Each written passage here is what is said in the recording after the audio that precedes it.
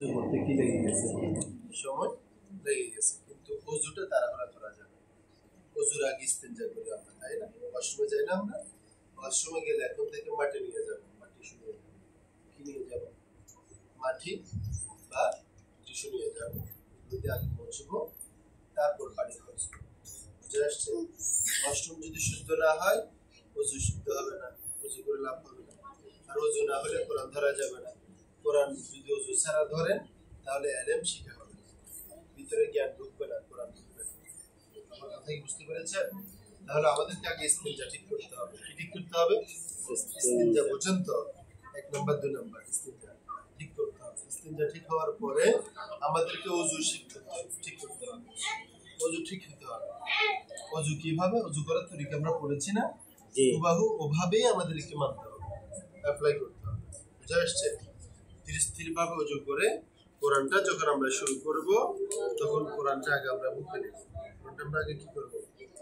হ্যাঁ, চুমু খাবো, কোরআনে চুমু খাবো, মুখে নিয়ে দরুদ শরীফ করবো, ইস্তিগফার করবো। এই যে একটু আগে ইস্তিগফার করাইলাম না, ইস্তিগফার করবো, দরুদ শরীফ করবো, হ্যাঁ, রব্বি জিদনি ইলমা করবো, বারবার করবো। করার পরে চুমু খেয়ে কোরআনটা এরপর সুন্দর করে ডান হাতে উঠাবো। কোন হাতে? ডান হাতে গুরুস্থ করে, তাই না? বাম হাতে উল্লেখ করে, তাই না? সেটা না, ডান হাতে উঠাবো। কোরআনকে ইজ্জত দিতে হবে। কোরআনকে কি দিতে হবে? ইজ্জত দিতে হবে। আপনি যদি আপনার বড় ভাইকে ইজ্জত না দেন, সম্মান না দেন, বড় ভাই আপনাকে আদর করবে?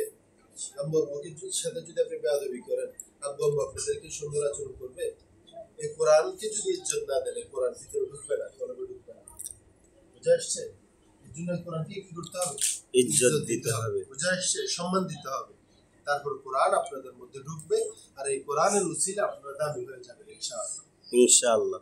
ইনশাআল্লাহ বলে ইনশাআল্লাহ। তাহলে এখন থেকে আমরা ইস্তেঞ্জা করতেও সাবধান, ওযু করতেও সাবধান, কোরআন ধরতেও সাবধান। মনে রাখবেন। কি রাখবেন?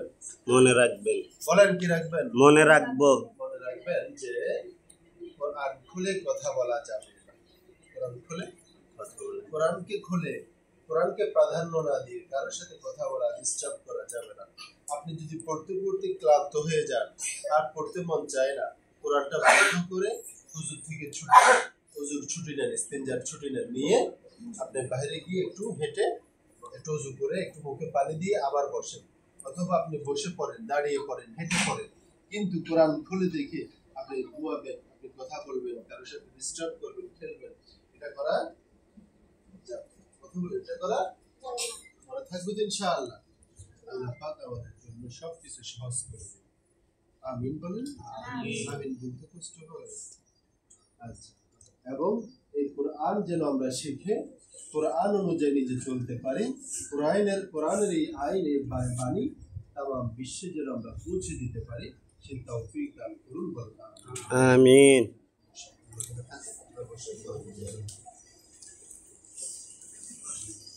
আচ্ছা,